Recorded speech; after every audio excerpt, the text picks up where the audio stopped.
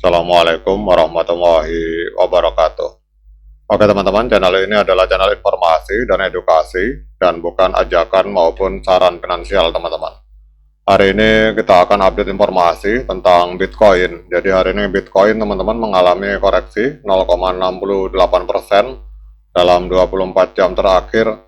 Kita lihat hari ini Bitcoin diperdagangkan di angka 76.900-an US dollar teman-teman.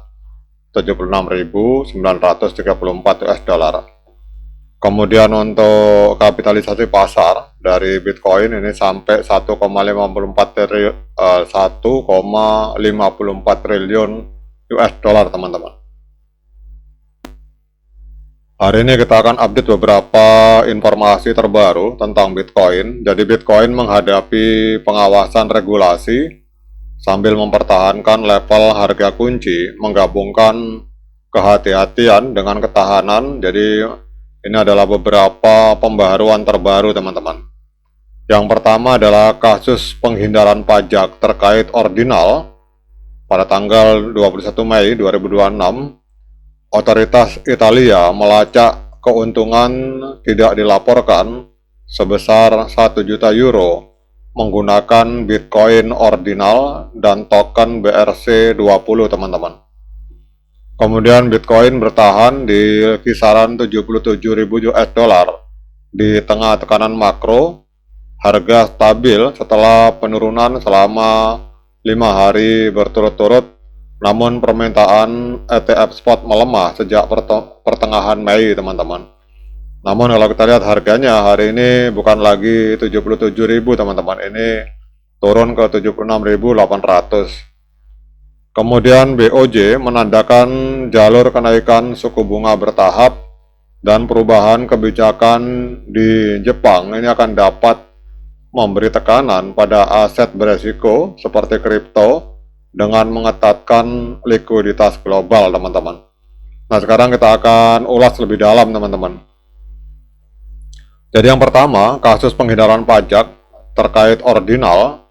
Jadi unit polisi ekonomi dan keuangan Italia dengan dukungan dari perusahaan analitik blockchain Chainalysis menemukan seorang tersangka yang diduga menggunakan Bitcoin ordinal dan token BRC20 untuk menyembunyikan sekitar 1 juta euro atau 1,1 juta US dollar keuntungan modal.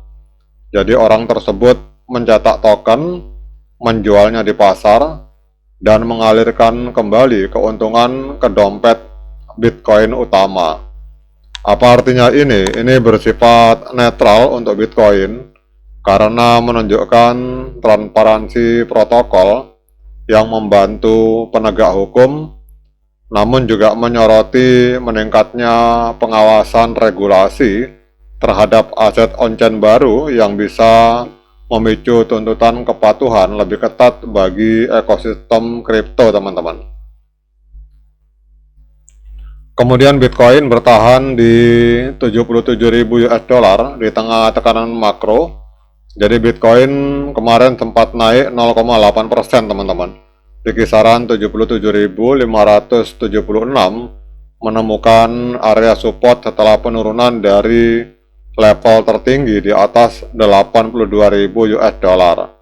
Kemudian analis Desi Slava Yaneva mencatatkan permintaan pasar spot yang melemah dengan arus keluar bersih ETF selama 9 hari berturut-turut hingga tanggal 19 Mei.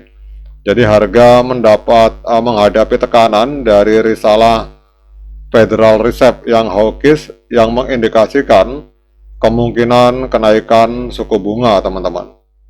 Jadi apa artinya ini? Ini bersifat hati-hati bearish dalam jangka pendek karena melemahnya permintaan spot dan tekanan makro itu menunjukkan konsolidasi, tetapi bertahannya level 77.000 US dollar itu menunjukkan minat pembeli yang mendasar yang bisa mencegah koreksi lebih dalam teman-teman. Jadi pada saat coin market cap menganalisa seperti ini di angka 77.000, tetapi harga real time-nya teman-teman ini turun teman-teman. Jadi agak ada di angka 76.828 US dollar, turun dari 77.000. Kemudian BOJ menandakan jalur kenaikan suku bunga bertahap. Jadi anggota Dewan Bank of Japan Junko Koida menyatakan peran Bank of Japan dalam melawan inflasi hari ini lebih kuat, dengan inflasi inti mendekati target 2%, dan ia mendukung kenaikan suku bunga secara bertahap untuk menghindari distorsi ekonomi akibat suku bunga real negatif yang berkepanjangan. Jadi apa artinya ini? Ini menjadi hambatan ringan bagi Bitcoin karena pengetatan kebijakan moneter di ekonomi besar itu akan dapat memperkuat yen, kemudian membalikkan carry trade dan mengurangi aliran modal ke aset beresiko teman-teman. Dan ini berpotensi meningkatkan volatilitas pasar kripto pada paruh kedua tahun 2026 teman-teman. Jadi ini adalah beberapa perkembangan terbaru dari Bitcoin dan kita akan cek secara tren teman-teman. Jadi untuk Bitcoin kita lihat di sini terjadi paradok teman-teman.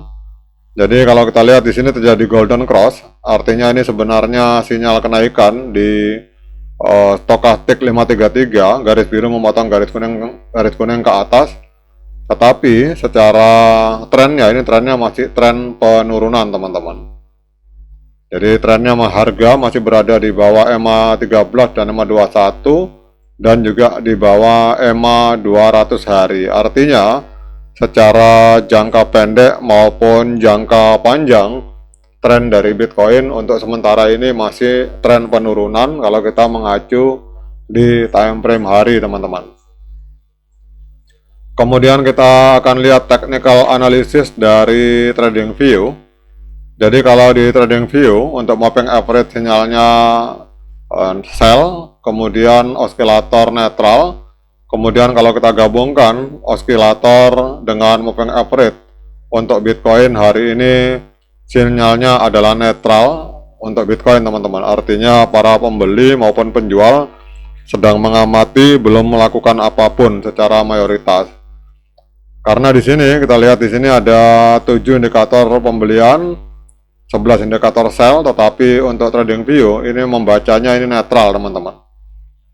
Nah, dengan berbagai informasi yang sudah saya sampaikan ini, apakah layak bagi kita untuk melakukan pembelian Bitcoin? Nah, untuk menjawab pertanyaan tersebut, saya persilakan teman-teman untuk lakukan dior dan investigasi secara mandiri, karena uang Anda adalah tanggung jawab Anda masing-masing. Tetap semangat menciptakan profit di dunia kripto, namun tetap berhati-hati.